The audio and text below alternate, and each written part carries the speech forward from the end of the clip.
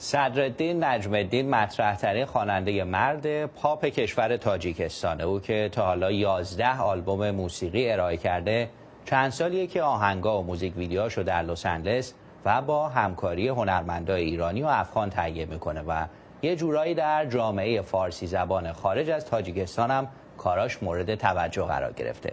گزارشی داریم از آرش راد. قناعت و صبوری روز و شبا کور کردم، آن همه فاصله ها را از خویش دور کردم. صدرالدین نجم‌الدین از پرطرفدارترین خوانندگان موسیقی پاپ تاجیکستان است و بسیاری او را بهترین آوازخوان مرد صحنه پاپ این کشور می‌دانند. او متولد 1980 میلادی در شهر دوشنبه تاجیکستان است.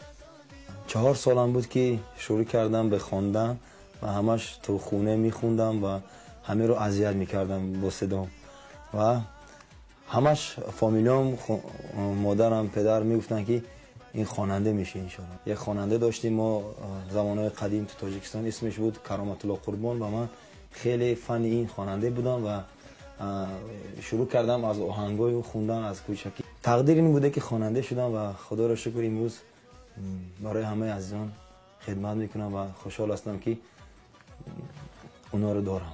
صدرالدین تحصیل کرده دانشگاه هنرهای زیبای تاجیکستان در رشته اپراست، ولی بعد از اتمام دانشگاه این رشته را دنبال نکرد و به سراغ آرزوی همیشگیش موسیقی پاپ آمد. من موسیقی اپرا واسه اون خوندم که اونجا میتونی تجربه خوانندگیت خیلی خوب بشه و بلد بشی خوندن. واسه این من تحصیلات کردم تو موسیقی اپرا.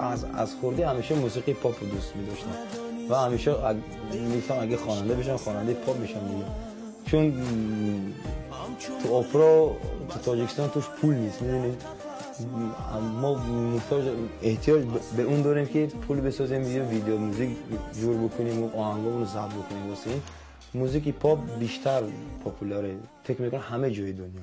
تو نوشتی نامه‌های از جدایی، خواندم و دانستمت که بی‌وفایی، هرچی بود از دل جدایی.